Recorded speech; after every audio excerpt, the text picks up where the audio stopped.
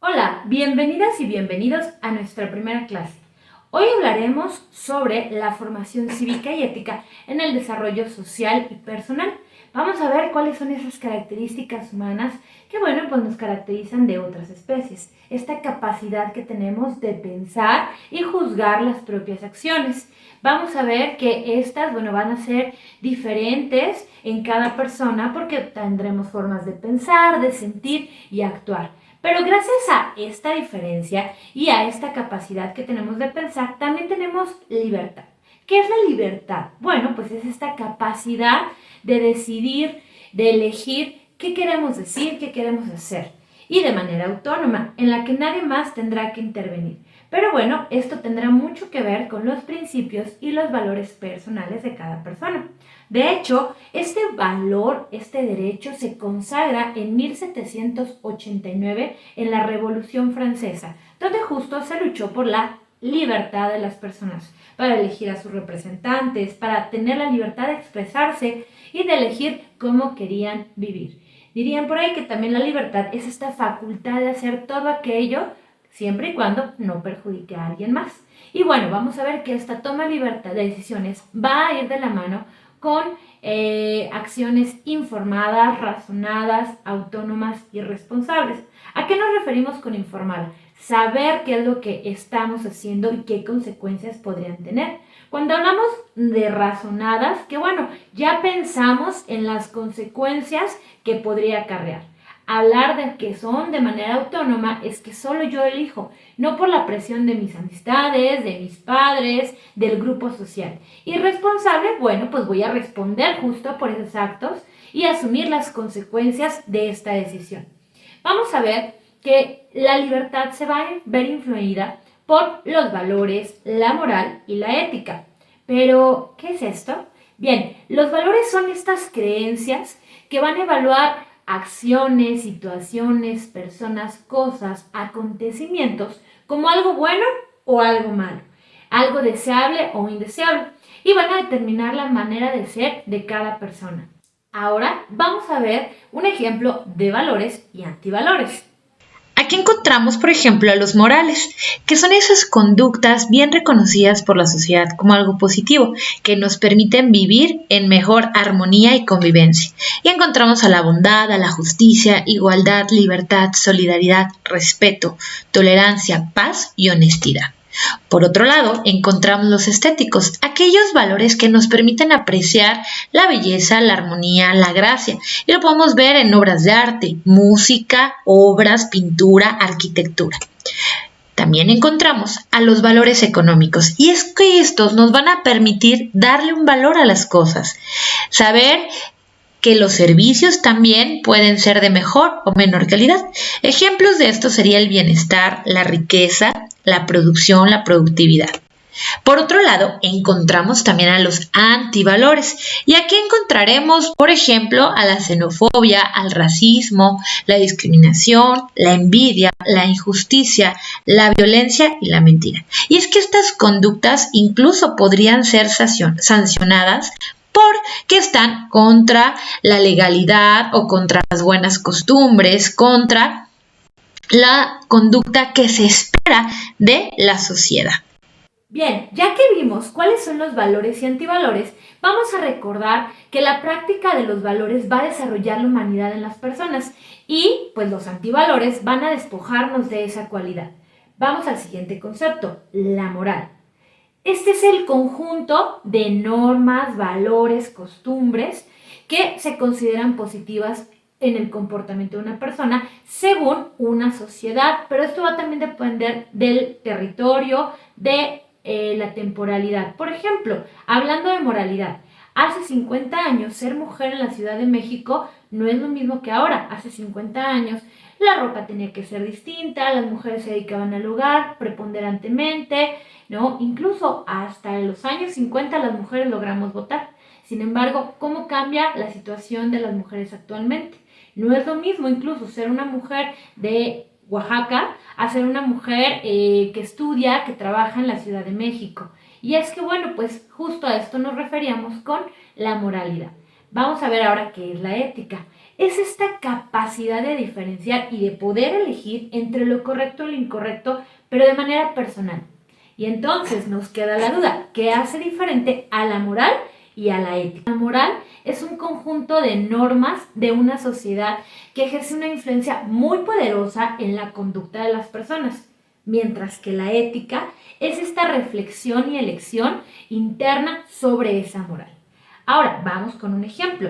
La sociedad considera como positivo que las mujeres tengan hijos después de los 25 años. E incluso todavía hay quien dice la frase, te vas a quedar a vestir santos, ¿por qué no has tenido un hijo? ¿No?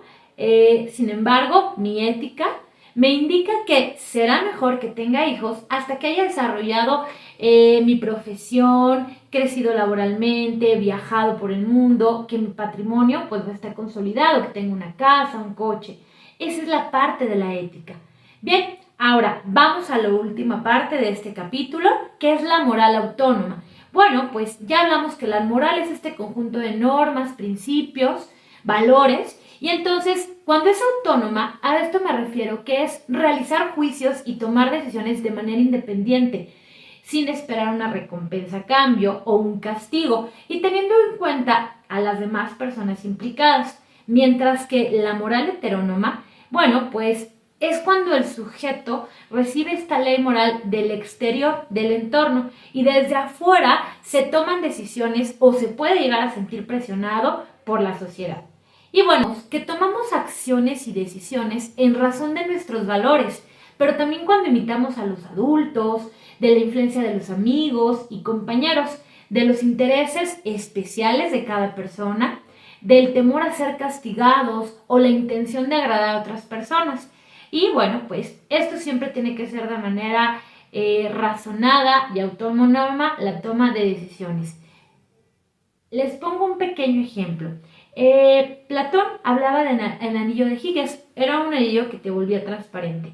Cuando él lo encontró decían que, bueno, pues este anillo era como la capa de Harry Potter y te volvía transparente a los enemigos. Es decir, que si tú robabas un lugar, si le pegabas a alguien, si desposabas a la esposa del rey, nadie se daría cuenta.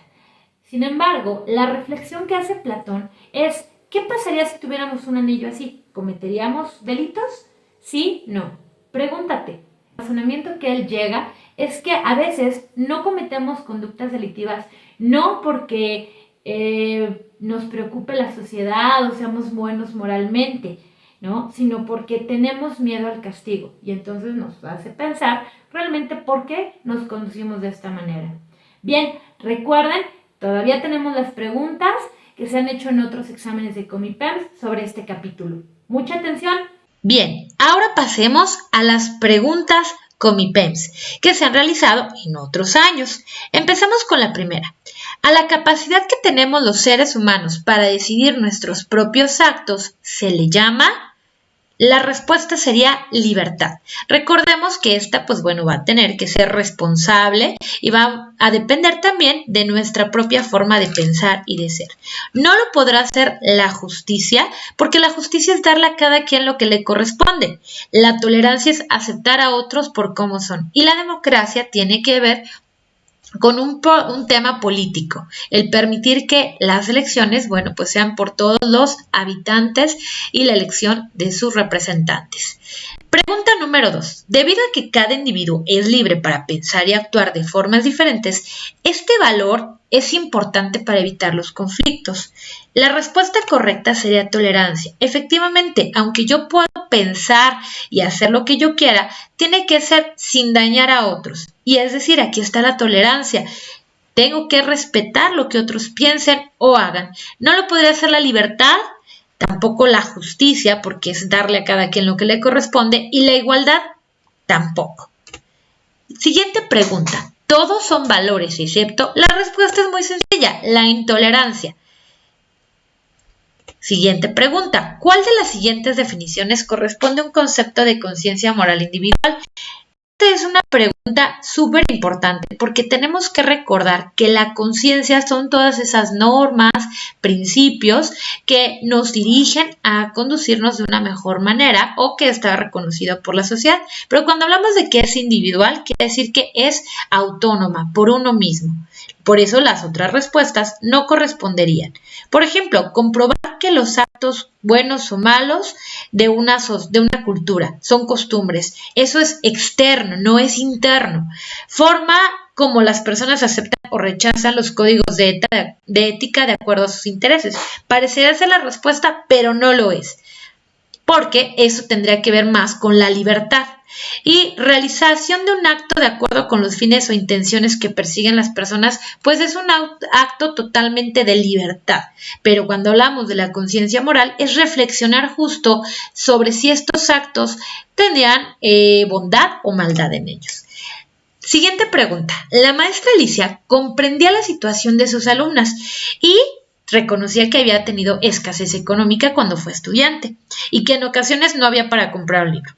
Por ello, tenía que disculparse y aceptar que las alumnas ocuparan el texto de la biblioteca. A este pasaje pone en evidencia ¿qué cosa? La empatía de la profesora. No humildad, porque no estaba reconociendo un error, estaba siendo empática, se estaba colocando en el lugar de las otras personas. No tiene que ver con la religiosidad y tampoco con la generosidad, porque no les estaba dando nada a cambio. La respuesta correcta es empatía. Siguiente pregunta. ¿A qué valor se refiere principalmente la siguiente frase? Nada de lo que ocurre a cualquier persona o a nuestro ambiente nos es ajena. Evidentemente la respuesta correcta es solidaridad. El reconocer las circunstancias por las que atraviesan otras personas o cosas, lo que está a nuestro alrededor. No puede ser igualdad, libertad o reciprocidad. Siguiente pregunta. ¿Cuál opción es un ejemplo de valor estético? Ya platicamos que es reconocer la belleza en cosas, obras, situaciones. Y aquí, por ejemplo, tenemos la respuesta para Marisol, la pirámide de Chichén Itzá, por su belleza arquitectónica es de gran valor y representa el esplendor de las culturas mesoamericanas. Mientras que la opción A, que no es la correcta, habla de un valor moral. La opción C habla de un valor económico y la opción A habla de un valor moral nuevamente.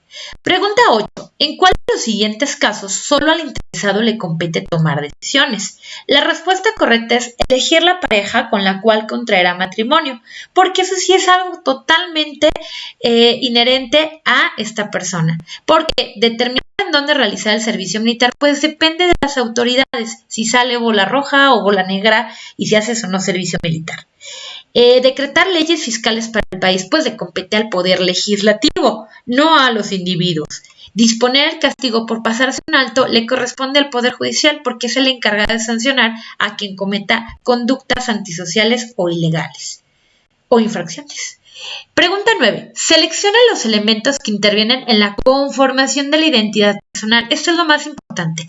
¿Qué crea tu identidad? Obviamente, las costumbres culturales y la historia familiar son las más importantes. De ahí vamos descartando las demás. Entonces, donde encontremos la 5 y la 3, tendremos la respuesta correcta. Y efectivamente, lo único que podríamos agregar es normas jurídicas. Y es que esto también te permite tener una identidad personal, porque hay estados, países, donde está muy mal visto que las mujeres tengan descubierto el rostro. Y entonces eso podría hacer que sean pues más tímidas o que no se ocupen ropa donde muestren, no sé, sus piernas, sus brazos.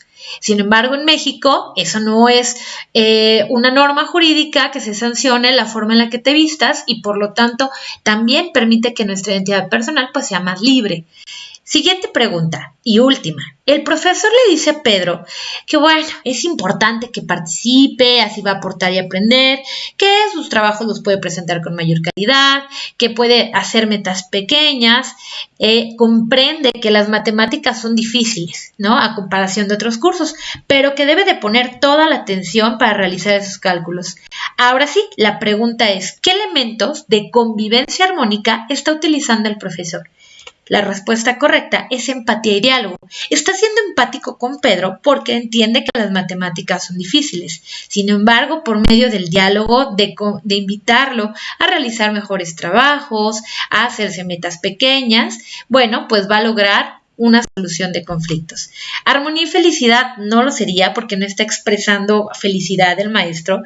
Integración podría ser la respuesta. Sin embargo, empatía y diálogo se acomoda mucho mejor. Recuerden que para el examen Comipems, todas las preguntas, hay dos que definitivamente nunca serán la respuesta, pero hay otra que se puede parecer mucho. Sin embargo, una de las respuestas siempre será la correcta. Y nos vemos en la siguiente cápsula. Hasta luego.